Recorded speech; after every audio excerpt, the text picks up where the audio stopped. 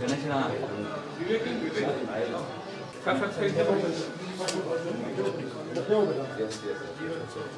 Sir ಕೈ ಹಾಕ್ಬಿಡಿ ನಾನಿ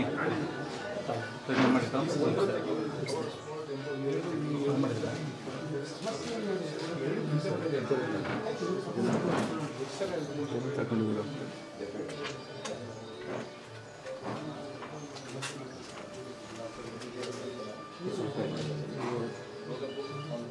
ಸುತ್ತೂರು ಮಠ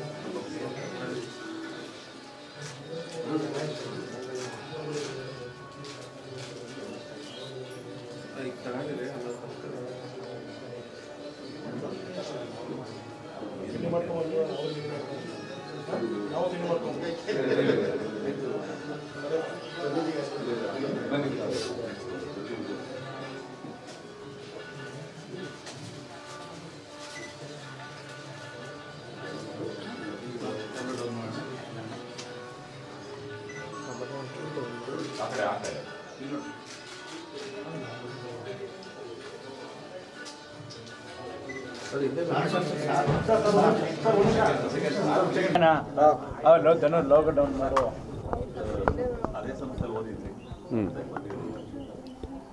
ಮೊದಲಿಗೆ ಪರಮ ಪೂಜ್ಯ ಶ್ರೀ ಶ್ರೀ ಶ್ರೀ ಶಿವರಾತ್ರಿ ದೇಶಿಕೇಂದ್ರ ಮಹಾಸ್ವಾಮೀಜಿ ಅವರ ಪಾದಾರವಿಂದಗಳಿಗೆ ನಮಸ್ಕರಿಸುತ್ತಾ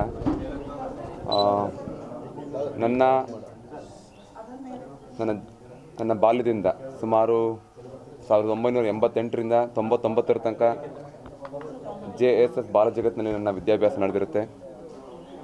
ಜೊತೆಗೆ ನಾನು 2002ರಿಂದ 2005ವರೆಗೂ ನಾನು ಡಿಗ್ರಿನೂ ಸಹ ನಮ್ಮ ಮಹಾಸಂಸ್ಥಾನದಲ್ಲಿ ಓದಿರ್ತೀನಿ.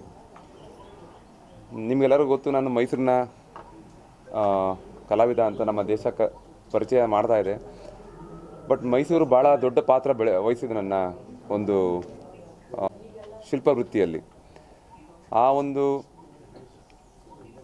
ಪರಿಗಣಿಸಿ ನನಗೆ ಮೊದಲು ನಮ್ಮ ಪೂಜ್ಯರ ಆಶೀರ್ವಾದ ಬೇಕಾಗಿರುತ್ತೆ. ಅವ್ರನ್ನ ನಾನು ನಿನ್ನೆ ಫೋನ್ ಮಾಡಿ ಕೇಳ್ಕೊಂಡಾಗ ಇವತ್ತು ಉಪಹಾರಕ್ಕೆ ಅವರು ಆಹ್ವಾನ ನೀಡ್ತಾರೆ, ಅವರ ದೊಡ್ಡ ಗುಣ. ಜೊತೆಗೆ ಈ ಒಂದು ಸಂಸ್ಥೆಯು ನನ್ನಂತಹ ಲಕ್ಷಾಂತರ ಜನರನ್ನು ದೇಶಕ್ಕೆ ಕೊಡುಗೆಯಾಗಿ ನೀಡಿದೆ. ಜೊತೆಗೆ ಹಲವಾರು ಕ್ಷೇತ್ರಗಳಲ್ಲಿ ಅದರದೇ ಆದ ಒಂದು ಸೇವೆಗಳನ್ನ ನೀಡ್ತಾ ಬರ್ತಾ ಇದ್ದಾರೆ. ಇದು ನನ್ನ ಮೊದಲ ಕರ್ತವ್ಯ. ಮೈಸೂರು ನನ್ನ ತವರೂರು. ಈ ಊರಿನಲ್ಲಿ ಇಂಥ ದೊಡ್ಡ ಸಂಸ್ಥೆ ಇರೋದು ನನ್ನ ಪುಣ್ಯ. ಅವರ ಆಶೀರ್ವಾದಕ್ಕೋಸ್ಕರ ನಾನು ಬೆಳಗ್ಗೆ ಒಂದು ಭೇಟಿಯನ್ನು ನೀಡಿದ್ದೇನೆ.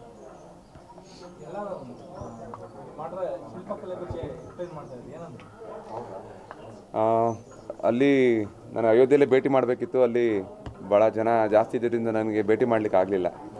ಅವ್ರಿಗೂ ಅದರದ್ದು ಡೀಟೇಲ್ ಫೋಟೋಸ್ ನೋಡ್ಲಿಕ್ಕೆ ಸಿಕ್ಕಿರಲಿಕ್ಕಿಲ್ಲ. ಅದಕ್ಕೆ ನಾನು ಏನು ಮಾಡಿದ್ದೀನಿ ಅಂತ ಅವ್ರ ಬಗ್ಗೆನೂ ಅವರ ಅಭಿಪ್ರಾಯನೂ ಕೇಳಬೇಕಿತ್ತು. ನನಗೆ ಭಾಳ ಮುಖ್ಯ ನನಗೆ. ಯಾಕಂದರೆ ನಾನು ಮಾಡಿದ್ದು ನನಗೆ ಅಷ್ಟು ಗೊತ್ತಾಗಲ್ಲ. ಏನಾಗುತ್ತೆ, ಇದು ನಾನು ಎತ್ತ ಮಗು ಅಂದಾಗ ನನ್ನ ಕುರುಡು ಮಾಡಿಬಿಡುತ್ತೆ. ಹೆತ್ತವ್ರಿಗೆ ಹೆಗ್ಗಣ ಮುದ್ದು ಅಂದಂಗೆ ನಾನು ಮಾಡಿದ ವಿಗ್ರಹ ನನಗೆ ಚೆನ್ನಾಗಿ ಕಾಣುತ್ತೆ, ಬಟ್ ನನಗೆ ಬೇರೆಯವ್ರಿಗೆ ಹೇಗಿದೆ ಅನ್ನೋದು ಅಭಿಪ್ರಾಯ ಭಾಳ ಮುಖ್ಯ ಆಗಿರುತ್ತೆ. ಆ ನಿಟ್ಟಿನಲ್ಲಿ ನಮ್ಮ ಬುದ್ಧಿಯವ್ರದ್ದು ಒಂದು ಅಭಿಪ್ರಾಯನ ಕೇಳಬೇಕಿತ್ತು. ಬಂದು ನಾನು ವಿಗ್ರಹದ ಬಗ್ಗೆ ಒಂದು ಡೀಟೇಲ್ ಫೋಟೋಸನ್ನು ತೋರಿಸಿದೆ. ಅವರು ಭಾಳ ಖುಷಿಪಟ್ಟರು. ತುಂಬ ಚೆನ್ನಾಗಿದೆ ಅಂದರು, ಅದ್ಭುತವಾಗಿದೆ ಅಂದರು. ಜೊತೆಗೆ ಆ ಸಮಯದಲ್ಲಿ ನಿಮ್ಮ ವಿಗ್ರಹ ನೋಡಿ ಎಲ್ಲರೂ ಭಾವುಕರಾದರು ಅಂತ ಹೇಳಿದ್ರು. ಅದು ಭಾವುಕರಾಗೋದ ಕಾರಣ ನಾವು 500 ವರ್ಷಗಳಿಂದ ಇದಕ್ಕೋಸ್ಕರನೇ ನಾವು ಕಾಯ್ತಾ ಇದ್ದೀವಿ. ನಮ್ಮೆಲ್ಲರ ಮನಸ್ಸಲ್ಲಿ ರಾಮ ನೆಲೆಸಿದ್ದಾರೆ. ಆ ಒಂದು ಭಾವುಕತೆ ಆ ಟೈಮ್ನಲ್ಲಿ ಎಲ್ಲರಿಗೂ ಕಂಡಿದೆ ಅಷ್ಟೇ.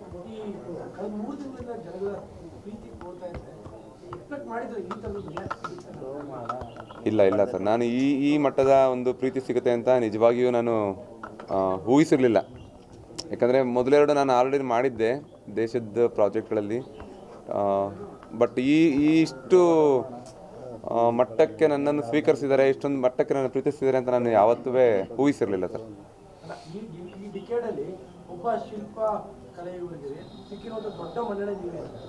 ಹೌದು ಸರ್, ಈ ಭಾರತದಲ್ಲಿ ಹೇಳಬೇಕು ಅಂದರೆ ಒಬ್ಬ ಶಿಲ್ಪ ಕಲಾವಿದನಿಗೆ ಇಷ್ಟೊಂದು ಮಟ್ಟದ ಒಂದು ಏನಂತಾರೆ ರೆಕಗ್ನೈಸೇಷನ್ ಸಿಕ್ಕಿರೋದು ಇದೇ ಮೊದಲು. ಈ ಒಂದು ವಿಷಯದಿಂದ ಇನ್ನೂ ಅಷ್ಟು ಕಲಾವಿದರಿಗೆ ಇದೇ ರೀತಿಯಾದ ಅವಕಾಶ ಸಿಗಲಿ, ಎಲ್ಲರಿಗೂ ಸ್ಫೂರ್ತಿಯಾಗಲಿ. ಈ ಕ್ಷೇತ್ರದಲ್ಲಿ ಇನ್ನೂ ಭಾಳಷ್ಟು ಕಲಾವಿದರು ಇನ್ನು ಅವರವ್ರನ್ನ ಗುರುತಿಸ್ಕೊಂಡು ದೇಶ ಸೇವೆ ಮತ್ತು ಯಾವ ಒಂದು ಕೆಲಸಗಳು ಸಿಗುತ್ತೆ ಶ್ರದ್ಧೆಯಿಂದ ಮಾಡಿ ಒಂದು ಕಲೆಯನ್ನು ಮುಂದುವರ್ಸ್ಕೊಂಡು ಹೋಗಲಿ ಅಂತ ಹೇಳಲಿಕ್ಕೆ ಇಷ್ಟಪಡ್ತೀನಿ. ಇನ್ನು ಆ ರೀತಿದು ಯಾವುದು ನಾನು ಏನು ಫೈನಲೈಸ್ ಮಾಡಿಲ್ಲ.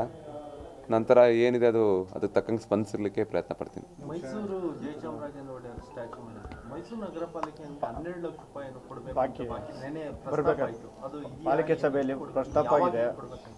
ಹೌದು, ನಾನೊಂದು ಮಾಡಿಕೊಟ್ಟಿದ್ದು 2015ರಲ್ಲಿ ಅನಿಸುತ್ತೆ. ಅದ್ರದ್ದು ಬಾಕಿ ಮೊತ್ತ ನಾನು ಕೇಳಲಿಕ್ಕೆ ಸ್ವಲ್ಪ ಸಮಯ ಮೈಸೂರಲ್ಲಿ ಇಲ್ಲದೇ ಇರೋದ್ರಿಂದ ಅದು ಹಾಗೆ ಉಳ್ಕೊಂಡಿದೆ. ನಂತರ ಈಗ ಹೋಗಿ ನಾನು ಕೇಳೋ ಅದನ್ನು ನನ್ನ ತಮ್ಮವ್ರು ನೋಡ್ಕೊತಾರೆ. ಹೌದಾ, ನನಗೆ ಅದು ನೋಡಬೇಕು.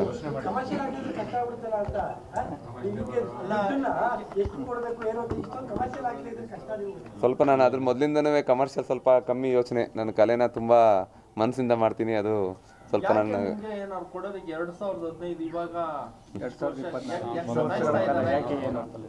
ಮತ್ತೊಮ್ಮೆ ಇದ್ರ ಬಗ್ಗೆ ನಾನು ಸ್ವಲ್ಪ ನಿಮ್ಮ ಹತ್ರ ಮಾತಾಡ್ತೀನಿ. 2015-24 ಈಗ ಇಷ್ಟು ವರ್ಷದಿಂದ ಒಬ್ಬ ಶಿಲ್ಪಿಗೆ ನಗರ ಪಾಲಿಕೆ ಕೊಟ್ಟಿಲ್ಲ ಅಂದ್ರೆ ಯಾಕೆ ನೀವು ಕೇಳಿಲ್ವ, ಅವ್ರು ಕೊಡ್ತಾ ಇಲ್ವಾ? ನಾನೇ ಫಾಲೋ ಅಪ್ ಸ್ವಲ್ಪ ಕಮ್ಮಿ ಅಂತ ಅನ್ಸುತ್ತೆ ನನ್ನ ಕಡೆಯಿಂದನೇ. ಇವತ್ತಿನ ಶೆಡ್ಯೂಲ್ ಏನಿಲ್ಲ ಸರ್. ನಮ್ಮ ತಂದೆಯವ್ರದ್ದೊಬ್ಬರು ನನ್ನ ಜೀವನದಲ್ಲಿ ತುಂಬ ಮುಖ್ಯವಾದ ನಮ್ಮ ಗುರುಗಳು ಮತ್ತು ನನ್ನ ಪೂಜ್ಯ ತಂದೆಯವರ ಸಮಾಧಿ ಹತ್ರ ಹೋಗಿ ಒಂದು ಸಣ್ಣ ನನ್ನ ನಮನಗಳನ್ನು ಸರಿಸಿ ಬರ್ತೀನಿ ಅಷ್ಟೇ. ಅದು ಕೆಲವೊಂದು ಪ್ಲ್ಯಾನ್ ಆಗಿದೆ ಎಲ್ಲನೂ. ಇಲ್ಲ, ಆ ರೀತಿ ಏನಿಲ್ಲ.